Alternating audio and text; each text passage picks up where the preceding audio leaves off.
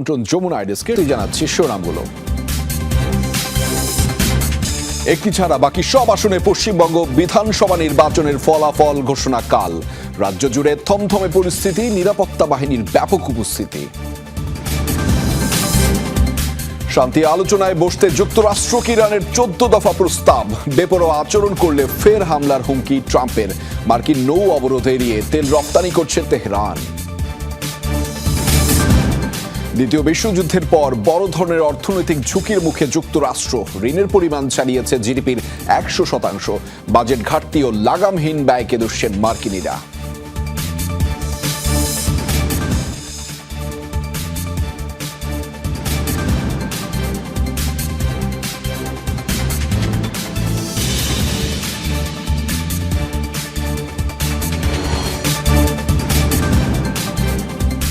দর্শক, শিরোনামগুলো দেখছিলেন। আন্তর্জাতিক সব খবরাখবর নিয়ে আপনাদের সাথে রয়েছি আমি আহমেদ রেজা। এবার জানাচ্ছি বিস্তারিত। পশ্চিমবঙ্গে বিধানসভা নির্বাচনে একটি আসন ছাড়া বাকি 293টি আসনের ভোট গণনা ও ফলাফল ঘোষণা হবে আগামীকাল। ভোট কারচুপি ও অনিয়মের অভিযোগে দক্ষিণ 24 পরগনার ফলতায় বাতিল করা হয়েছে ভোট। ফলাফলের পর পুনর্নির্বাচনের সিদ্ধান্তের কথা জানিয়েছে রাজ্যটির নির্বাচন কমিশন। শনিবার রাতে এক বিজ্ঞপ্তিতে জানানো হয় এমন তথ্য। রাজ্যের সিইও মনোজ আগরওয়াল জানিয়েছেন, কলকাতার 285টি বুথেই ফের ভোট গ্রহণ হবে আগামী 21 মে। 24 মে এই আসনের ভোট গণনা ও ফলাফল প্রকাশ হবে। নির্বাচন কমিশনের ভাষায় এটাকে ফ্রেশ পোল বলা হচ্ছে। এমন ক্ষেত্রে বিতর্কিত বুথগুলোতে পুনরায় ভোট হলেও বিধানসভার পুরো একটি আসনে নতুন করে ভোট গ্রহণের ঘটনা এর আগে ঘটেনি। এমন সিদ্ধান্তে তীব্র নিন্দা জানিয়েছে তৃণমূল। তবে নির্বাচন কমিশনের সিদ্ধান্তকে স্বাগত জানিয়েছে বিজেপি সহ অন্যান্য বিরোধী দলগুলো।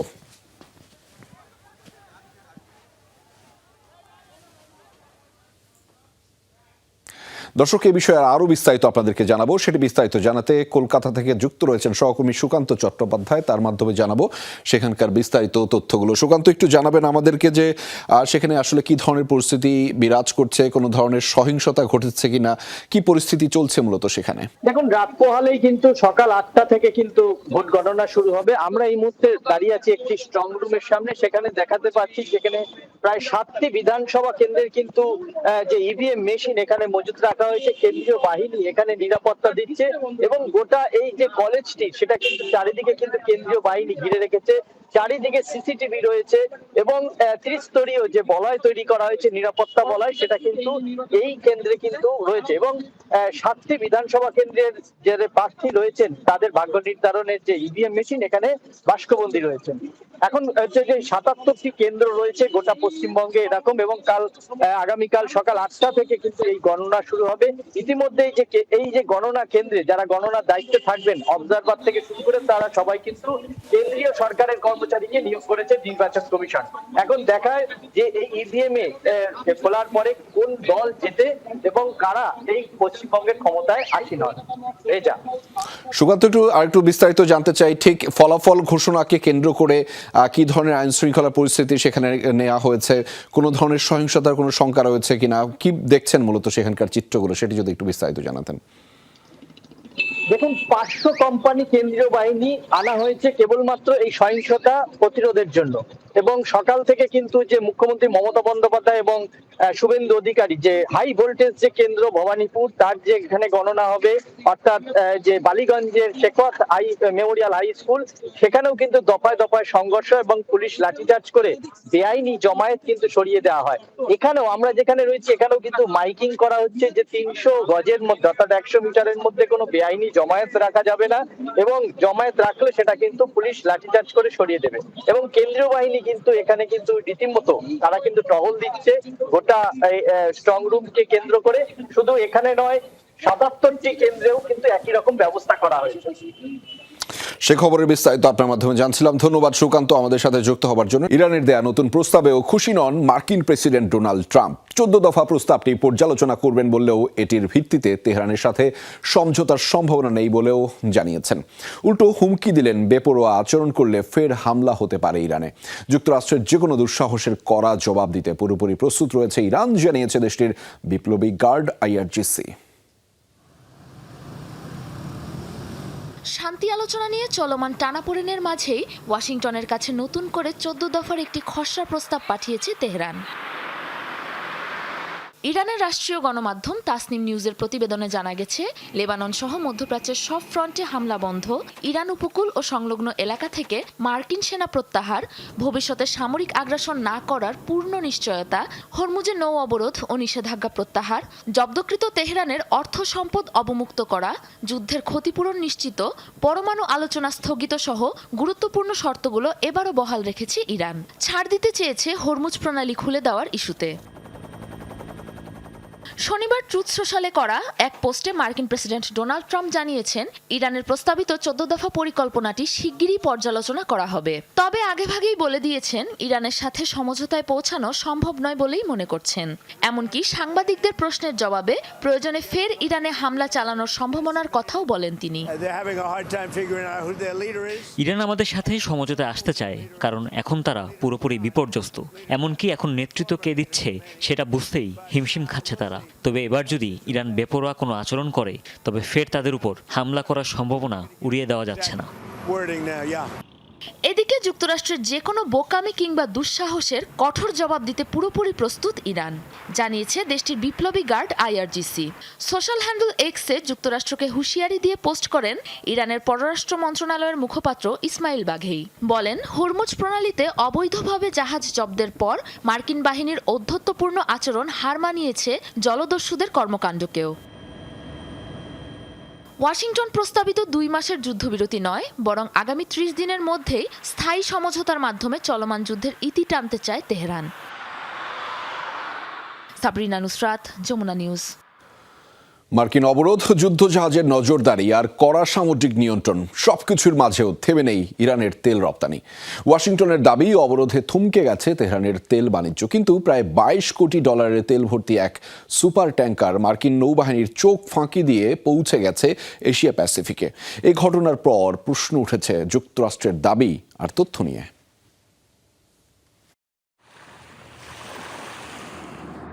ইরানের অর্থনীতির লাইফলাইন বলা হয় হরমুজ প্রণালীকে। তেহরানের আমদানি রফতানি সিংহভাগই পরিচালিত হয় এই নৌপথ দিয়ে। শুধু ইরান নয়, বিশ্ব বাণিজ্যের জন্য গুরুত্বপূর্ণ এই প্রণালী। ইরান যুদ্ধ শুরুর পর ব্যস্ততম এই নৌ রুটে প্রায় 3 সপ্তাহ ধরে চলছে মার্কিন অবরোধ। প্রতিদিন $500 মিলিয়ন লোকসান হচ্ছে তেহরানের, এমন দাবিও করেছেন মার্কিন প্রেসিডেন্ট ডোনাল্ড ট্রাম্প। তবে বাস্তব চিত্র কিছুটা ভিন্ন। মার্কিন অবরোধ আর কড়া নজরদারির মাঝেও চলছে ইরানের তেল রপ্তানি। যুক্তরাষ্ট্রের নৌ অবরোধ এড়িয়ে এবার এশিয়া প্যাসিফিক অঞ্চলে পৌঁছেছে দেশটির একটি সুপার ট্যাঙ্কার। এমনটা জানিয়েছে জাহাজ পর্যবেক্ষণকারী প্রতিষ্ঠান ট্যাঙ্কার ট্র্যাকার্স। তথ্য অনুযায়ী ন্যাশনাল ইরানিয়ান ট্যাঙ্কার কোম্পানির মালিকানাধীন বিশাল এই জাহাজটির নাম হিউজ, যা এই মুহূর্তে প্রায় 19 লাখ ব্যারেল অপরিশোধিত তেল বহন করছে। বর্তমান বাজার অনুযায়ী এই পরিমাণ জ্বালানির মূল্য প্রায় $22 কোটি। সামাজিক যোগাযোগ মাধ্যম এক্সে এক পোস্টে ট্যাঙ্কার ট্র্যাকার্স জানায়, 1 সপ্তাহেরও বেশি সময় আগে জাহাজটি সর্বশেষ শ্রীলঙ্কা উপকূলে দেখা গেছে। বর্তমানে ইন্দোনেশিয়ার লম্বক প্রণালী হয়ে রিয়াও দ্বীপপুঞ্জের দিকে যাচ্ছে এটি। সংস্থাটি আরও জানায়, গত 13 এপ্রিল হরমুজ প্রণালীতে মার্কিন অবরোধের ঘোষণার সময় ইরানের জলসীমায় ছিল হিউজ। গত 20 মার্চ মালাক্কা প্রণালী থেকে ইরানের উদ্দেশ্যে যাত্রা শুরুর পর থেকেই জাহাজটি তার অটোমেটিক আইডেন্টিফিকেশন সিস্টেম বন্ধ রাখে। ফলে জাহাজটির অবস্থান শনাক্ত করা কঠিন হয়ে পড়ে। এর আগে ইরানের রাষ্ট্রীয় গণমাধ্যম দাবি করে, মার্কিন অবরোধ ভেঙে গন্তব্যে পৌঁছাতে সক্ষম হয়েছে অন্তত 52টি ইরানি জাহাজ। তবে যুক্তরাষ্ট্র বলছে, অবরোধ শুরুর পর থেকে ইরানের অন্তত 41টি নৌযানকে গতিপথ পরিবর্তনে বাধ্য করেছে তারা। তবে মার্কিন অবরোধ সত্ত্বেও হিউজের এই সাফল্য জানান দিচ্ছে, ইরান এখন বিকল্প পথ খুঁজে আন্তর্জাতিক বাজারে তেল পৌঁছে দিতে সক্ষম। ফলে এই সমুদ্রপথের লড়াই আরও জটিল আকার ধারণ করার শঙ্কা দেখা দিয়েছে। অস্মিতা বিশ্বাস, যমুনা নিউজ। যুদ্ধবিরতির তোয়াক্কা না করেই লেবাননে অব্যাহত রয়েছে ইসরায়েলের নারকীয়তা। 24 ঘন্টায় দেশটির দক্ষিণাঞ্চল জুড়ে অন্তত 50 দফায় বিমান হামলা চালিয়েছে IDF। শনিবার থেকে IDF এর দফায় দফায় বোমা বর্ষণে বিপর্যস্ত লেবাননের পরিস্থিতি। এ পর্যন্ত প্রাণ গেছে অন্তত 41 জনের। দক্ষিণ পশ্চিমের শিহিন, আল রাইহান সহ বেশ কিছু শহরে বেসামরিক এলাকা লক্ষ্য করে ব্যাপক হামলা চালিয়েছে IDF। দক্ষিণাঞ্চলের সীমানা জুড়ে সামরিক তৎপরতা আরও জোরদার করেছে তেল আবিব। অঞ্চলটির আকাশ সীমায় টহল দিচ্ছে ইসরায়েলি ড্রোন। গেল মাসে যুদ্ধবিরতি কার্যকর হওয়ার পর এ পর্যন্ত ইসরায়েলি আগ্রাসনে লেবাননে প্রাণ হারানো মানুষের সংখ্যা ছাড়িয়েছে 2000-এরও বেশি। ঋণের ভারে জর্জরিত যুক্তরাষ্ট্র, ছাড়িয়ে গেছে অর্থনীতির আকারকে। দ্বিতীয় বিশ্বযুদ্ধের পর প্রথমবারের মতো ঋণের পরিমাণ জিডিপির 100% ছাড়িয়ে গেছে, দাঁড়িয়েছে প্রায় 31.27 ট্রিলিয়ন ডলারে। ইকোনমিক অ্যানালাইসিস প্রকাশিত রিপোর্টে উঠে এসেছে এমন তথ্য। প্রতিবেদন বলছে বিশাল বাজেট ঘাটতি আর লাগামহীন সরকারি ব্যয় তৈরি করেছে এই ঋণের পাহাড়। এর ফলে বাড়ছে সুদের হার ও মূল্যস্ফীতি। বিশেষজ্ঞরা বলছেন, দ্রুত ব্যবস্থা না নিলে নজিরবিহীন অর্থনৈতিক ঝুঁকিতে পড়বে যুক্তরাষ্ট্র। বিশ্বের সবচেয়ে বড় অর্থনীতির ভেতরেই শুভঙ্করের ফাঁকি। ঋণের ভারে নিজের অর্থনীতিকেই ছাড়িয়ে গেছে যুক্তরাষ্ট্র। রেকর্ড ভেঙে নতুন এক অনিশ্চয়তার দোরগোড়ায় ওয়াশিংটন। যুক্তরাষ্ট্রের জাতীয় ঋণ এখন প্রায় 31.27 ট্রিলিয়ন ডলার, জিডিপি প্রায় 31.22 ট্রিলিয়ন ডলার। অর্থাৎ ঋণের তুলনায় জিডিপির অনুপাত 100.2%। গত অর্থবছরে এই হার ছিল 99.5%। এগুলো কেবল সংখ্যা নয়, যুক্তরাষ্ট্রের আর্থিক চাপে পড়ার স্পষ্ট ইঙ্গিত। দ্বিতীয় বিশ্বযুদ্ধের পর দেখা যায়নি এমন চিত্র। একে অর্থনৈতিক অ্যালার্ম হিসেবে দেখছেন বিশ্লেষকরা। একদিনে তৈরি হয়নি এমন পরিস্থিতি। বর্তমানে যুক্তরাষ্ট্র প্রতি বছর জিডিপির প্রায় 6% সমপরিমাণ ঘাটতি নিয়ে চলছে। এর মধ্যে আবার সরকারি ব্যয়ের ক্রমাগত বৃদ্ধিতে দ্রুত বাড়ছে ঋণ। ব্যুরো অব ইকোনমিক অ্যানালাইসিস প্রকাশিত তথ্য উপাত্তে দেখা গেছে, প্রতি $1 আয় করতে মার্কিন সরকার ব্যয় করছে $1.33। চলতি বছরও বাজেট ঘাটতি ধরা হয়েছে $1.9 ট্রিলিয়ন। এই গতি থামানো না গেলে দ্বিতীয় বিশ্বযুদ্ধকালীন 106% ঋণের ঐতিহাসিক রেকর্ড ভঙ্গ সময়ের ব্যাপার মাত্র, মনে করছেন বিশ্লেষকরা। যুক্তরাষ্ট্রের কংগ্রেশনাল বাজেট অফিসের পূর্বাভাস, 2030 সালের মধ্যে মার্কিন ঋণ জিডিপি অনুপাত পৌঁছাবে 108%, আর এক দশক পর 120%। অর্থাৎ অর্থনীতির তুলনায় বিশাল বড় ঋণের বোঝা বইতে হবে যুক্তরাষ্ট্রকে। এর প্রভাব কি হবে? অর্থনৈতিক প্রবৃদ্ধির ধীর গতি, বিনিয়োগ হ্রাস, সুদের চাপ বৃদ্ধি আর সাধারণ মানুষের ওপর মূল্যস্ফীতির বোঝা। দ্রুত পদক্ষেপ না নিলে বড় ধরনের সংকটে পড়বে মার্কিন অর্থনীতি, শঙ্কা বিশ্লেষকদের। Dorothy Tasrin, Jamuna News. ইরানের বিরুদ্ধে যুদ্ধে এ পর্যন্ত যুক্তরাষ্ট্র ব্যয় করা $25 বিলিয়ন দিয়ে বিশ্বজুড়ে 8,70,00,000 মানুষের মানবিক সহায়তা নিশ্চিত করা যেত, এমন মন্তব্য করেছে জাতিসংঘ। সংস্থাটির মানবিক সহায়তা বিষয়ক বিভাগের প্রধান টম ফ্লেচার বলেছেন, এই অর্থ জাতিসংঘের 2026 সালের বৈশ্বিক মানবিক সহায়তা পরিকল্পনার পুরো তহবিলের সমান। জাতিসংঘের লক্ষ্য 2026 সালের শেষ নাগাদ $23 বিলিয়ন সংগ্রহ করা, তবে এখন পর্যন্ত মিলেছে প্রয়োজনীয় অর্থের মাত্র 28%। অন্যদিকে মার্কিন গণমাধ্যম বলছে, ইরান যুদ্ধে যুক্তরাষ্ট্রের প্রকৃত ব্যয় $25 বিলিয়নের চেয়ে অনেক বেশি, যা $40 থেকে $50 বিলিয়ন পর্যন্ত হতে পারে। এদিকে ইরানের পররাষ্ট্রমন্ত্রী আব্বাস আরাগচি দাবি করেছেন, যুদ্ধের ব্যয় নিয়ে সঠিক তথ্য দেয়নি যুক্তরাষ্ট্র। তার অভিযোগ, এখন পর্যন্ত যুক্তরাষ্ট্রের ব্যয় $100 বিলিয়ন পৌঁছেছে।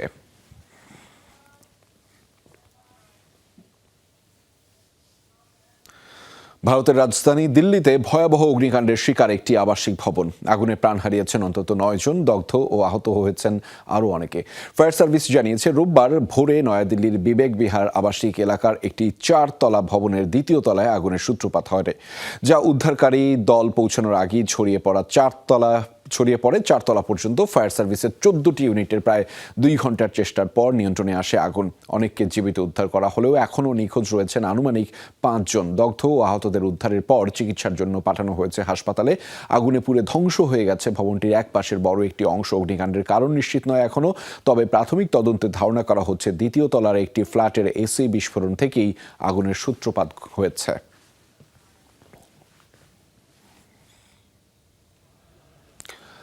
পাল্টাপাল্টি হামলায় আবারও উত্তপ্ত রাশিয়া ইউক্রেন যুদ্ধ। মস্কোর দাবি, শুক্রবার রাত থেকে শনিবার সকাল পর্যন্ত রুশ বিমান প্রতিরক্ষা ব্যবস্থা 2 শতাধিক ইউক্রেনীয় ড্রোন ভূপাতিত করেছে। সাম্প্রতিক সপ্তাহগুলোতে রাশিয়ার ভেতরে ইউক্রেনে ড্রোন হামলা উল্লেখযোগ্যভাবে বেড়েছে বলে জানিয়েছে আন্তর্জাতিক সংবাদ মাধ্যম। অন্যদিকে কিয়েভ জানিয়েছে, পূর্বাঞ্চলের কুপিয়ানস্ক ফ্রন্টে রুশ বাহিনীর একাধিক আক্রমণ প্রতিহত করেছে ইউক্রেনীয় সেনারা। একই সঙ্গে রাশিয়ার কয়েকটি গুরুত্বপূর্ণ লক্ষ্যবস্তুতে হামলা চালানোর দাবি করে করেছে তারা। এদিকে দক্ষিণাঞ্চলের বন্দরনগরী ওডেসায় রুশ হামলায় অন্তত 2 জন নিহত হয়েছে। এই হামলায় কয়েকটি ভবনে আগুন ধরে যায়। ফায়ার সার্ভিস দ্রুত ঘটনাস্থলে গিয়ে আগুন নিয়ন্ত্রণে আনে। একই হামলায় ওডেসার বন্দর অবকাঠামো ক্ষতিগ্রস্ত হয়েছে বলে জানা গেছে।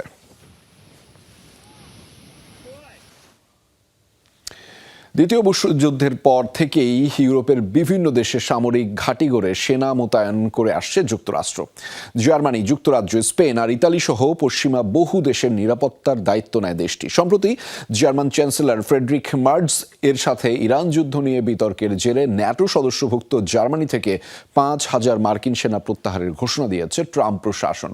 প্রশ্ন উঠেছে, ইউরোপ জুড়ে মার্কিন সামরিক উপস্থিতি কতটা বিস্তৃত? কেন এসব দেশে সেনা মোতায়েন করে থাকে পেন্টাগন? গোটা ইউরোপে সবচেয়ে বড় মার্কিন সামরিক ঘাঁটি এই রামস্টাইন এয়ারবেজ। টানা 7 দশকেরও বেশি সময় ধরে এই ঘাঁটিসহ জার্মানির বিভিন্ন স্থানে সেনা মোতায়েন রেখেছে যুক্তরাষ্ট্র। মার্কিন প্রতিরক্ষা মন্ত্রণালয়ের তথ্য মতে দেশটিতে অবস্থান করছে 36,000-এরও বেশি মার্কিন সেনা। দ্বিতীয় বিশ্বযুদ্ধের পর ইউরোপের আরেক দেশ ইতালির নাগাদ ভিচেনজা, আভিয়ানো, নেপলস ও সিসিলিতে মার্কিন ঘাঁটি গড়ে তোলা হয়। সেখানে রয়েছে 12,500-এরও বেশি সেনা। এছাড়া যুক্তরাজ্যের 3টি ঘাঁটিতে মোতায়েন রয়েছে কমপক্ষে 10,000 সৈনিক। স্পেন, হাঙ্গেরি আর রোমানিয়া সহ আরও বেশ কিছু দেশে রয়েছে মার্কিন সেনাদের অবস্থান। ন্যাটো সহ এসব মিত্র দেশগুলোর সাথে সমন্বয় করে সেনাবাহিনীর কার্যক্রম নিয়ন্ত্রণ করে যুক্তরাষ্ট্রের ইউরোপীয় কমান্ড। সেনা, নৌ, বিমান, marine corps, special operation force এবং নবগঠিত স্পেস ফোর্স, এই 6টি শাখার মাঝে সমন্বয় রাখে তারা। বিশ্লেষকরা বলছেন, ইউরোপের নিরাপত্তা রক্ষার অজুহাতে মূলত অঞ্চলটিতে যুক্তরাষ্ট্রের সামরিক ও ভূরাজনৈতিক উদ্দেশ্য হাসিল করে পেন্টাগন। যুদ্ধ সংঘাতের মুহূর্তে এসব ঘাঁটিগুলোকে লজিস্টিক কেন্দ্র হিসেবে ব্যবহার করে দেশটি। ফলে যুদ্ধ পরিচালনায় বিশেষ কৌশলগত সুবিধা পায় মার্কিন সেনারা।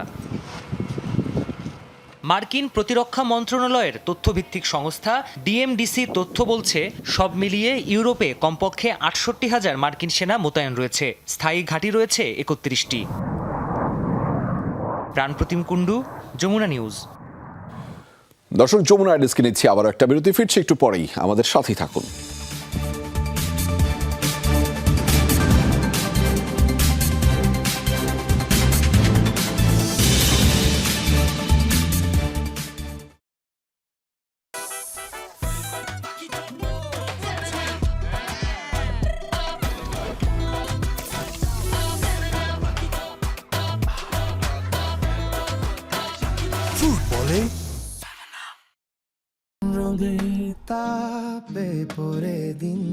আপনার ভালোবাসার ঘরে নিশ্চিন্তে ভালো থাকার উপায় হয়ে আছে ভিশন এসি। 100% কপার কন্ডেন্সার এবং R32 রেফ্রিজারেন্ট শীতল রাখবে ঘর। সাথে হবে smart electric consumption. Vision, crafting happiness. ভাবি, ভাইয়াকে একটু ঝুঁকে ঝুঁকে রাখবে।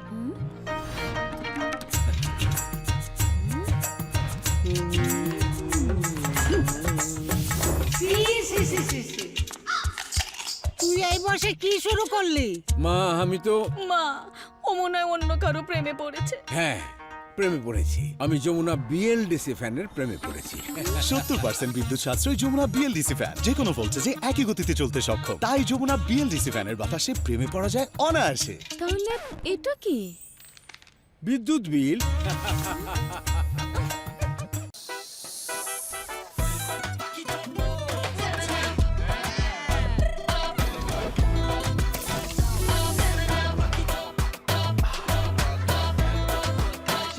ফুটবলে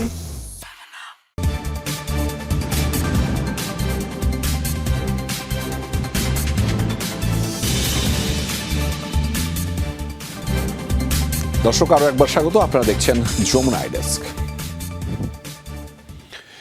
ইয়েমেন উপকূল থেকে একটি তেলবাহী ট্যাঙ্কার ছিনতাই করেছে জলদস্যুদের একটি দল। শনিবার এক বিবৃতিতে দেশটির কোস্টগার্ড এই তথ্য জানিয়েছে। বিবৃতিতে বলা হয়, ইয়েমেনের দক্ষিণ পূর্বে সাবুয়া প্রদেশে নোঙ্গররত অবস্থায় থাকা এমটি ইউরেকা নামের ট্যাঙ্কারটি নিজেদের নিয়ন্ত্রণে নেয় জলদস্যুরা। এইডেন উপসাগর হয়ে বর্তমানে সেটিকে নিয়ে যাওয়া হচ্ছে সোমালিয়ার দিকে। ইরান যুদ্ধ শুরু হওয়ার পর অঞ্চলটিতে জলদস্যুদের আগ্রাসন উদ্বেগজনক হারে বেড়েছে। হরমুজ প্রণালী অবরোধের জেরে বাণিজ্যিক জাহাজগুলোর রুট পরিবর্তনের সুযোগে মাথাচাড়া দিয়ে উঠেছে বিভিন্ন সন্ত্রাসী গোষ্ঠী। কর্তৃপক্ষ জানিয়েছে, সোমালিয়া উপকূলের কাছাকাছি সাম্প্রতিক সময়ে চতুর্থবারের মতো হয়েছে এমন ট্যাঙ্কার ছিনতাইয়ের ঘটনা। নৌযানটি উদ্ধারে তৎপরতা চলছে।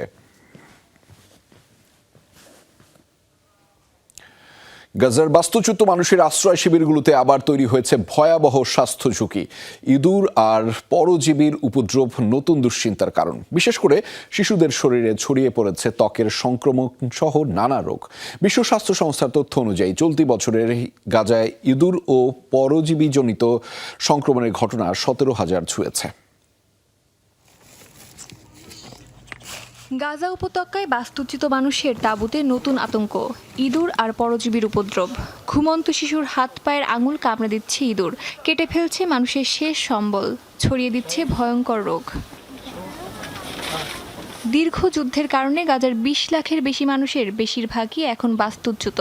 কেউ ধ্বংসস্তূপের ওপর, কেউ রাস্তার পাশে, কেউ বা আবার খোলা মাঠে অস্থায়ী তাঁবুতে দিন কাটাচ্ছে। দক্ষিণ গাজার খান ইউনুসে আশ্রয় নেওয়া 20 বছর বয়সী আমানি আবু সেলমির জীবনেও নেমে এসেছে এমনই দুর্ভাগ্য। বিয়ের মাত্র কয়েকদিন আগেই দেখেন তার বিয়ের পোশাক আর প্রয়োজনীয় জিনিসপত্র ইঁদুর কেটে নষ্ট করে দিয়েছে। আমার সব আনন্দ শেষ হয়ে গেছে, সবকিছু দুঃখে বদলে গেছে। আমার বিয়ের সব প্রস্তুতি নষ্ট হয়ে গেছে। এর আগেও আমাদের বাড়িতে ইঁদুর ছিল, কিন্তু এত বড় না। তখন পৌরসভা আমাদের মশা, মাছি এবং ইঁদুর জাতীয় প্রাণীর জন্য কীটনাশক ও স্প্রে দিত। এখানে থাকা খুব কঠিন। নাসির হাসপাতালে চিকিৎসকরা বলছেন, ইঁদুরের কামড়ে ত্বকের সংক্রমণ বাড়ছে উদ্বেগজনক হারে, কিন্তু প্রয়োজনীয় ওষুধ আর চিকিৎসা সামগ্রীর সংকটে পরিস্থিতি সামাল দেওয়া কঠিন হয়ে পড়েছে। গাজায় বর্জ্য ও ধ্বংসস্তূপ জমে থাকায় ইঁদুরসহ তীক্ষ্ণদন্তী প্রাণীর উপদ্রব বেড়েছে। বিশেষ করে বাস্তুচ্যুতদের তাঁবুতে এসব প্রাণীর সঙ্গে মানুষের সরাসরি সংস্পর্শ বাড়ছে। এতে কামড় ও ত্বকের সংক্রমণের ঘটনা বাড়লেও চিকিৎসা ব্যবস্থা সীমিত। গাজার বৃহত্তম হাসপাতাল আল শিফা হাসপাতালের পরিচালক জানিয়েছেন, গ্রীষ্ম এলে এই সংকট আরও ভয়াবহ হতে পারে, কারণ কীটনাশক ও ইঁদুর মারার ওষুধ প্রবেশেও রয়েছে নিষেধাজ্ঞা। পানি ও পয় নিষ্কাশন ব্যবস্থা ধ্বংস এবং আবর্জনা অপসারণে বাধার কারণে পোকামাকড় ও ইঁদুরের উপদ্রব বেড়েছে। খান ইউনিসে বাস্তুচ্যুতদের তাঁবুর চারপাশে 4,50,000 টনের বেশি বর্জ্য জমে আছে। বিশেষজ্ঞদের আশঙ্কা, এতে ছড়িয়ে পড়তে পারে ইঁদুরের কামড়ে হওয়া জ্বর, লেপ্টোস্পাইরোসিস, এমনকি প্লেগের মতো প্রাণঘাতী রোগও। বিশ্ব স্বাস্থ্য সংস্থা বলছে, চলতি বছর গাজার ইঁদুর ও পরজীবীজনিত সংক্রমণের প্রায় 17,000 ঘটনা রেকর্ড করা হয়েছে। অস্মিতা বিশ্বাস, যমুনা নিউজ। এখন থেকে স্পাইসি ক্রিস্পি পটাটা প্রাণ পটাটা, একটি স্বনির্ভর বিস্কুট। কানাডায় বসন্তের আগমনী বার্তা দিচ্ছে চেরি ফুলের সমারোহ। সাদা আর গোলাপি রঙে ছেয়ে গেছে টরন্টোর পার্কগুলো।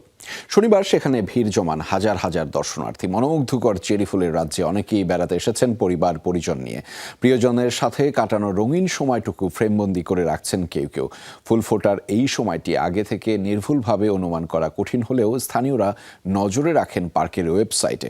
সেখানে গাছগুলোর অগ্রগতি পর্যবেক্ষণ করা হয়। ফুলগুলো স্টেজ 6-এ পৌঁছালেই সেটিকে ধরা হয় পিক ব্লুমের সংকেত হিসেবে।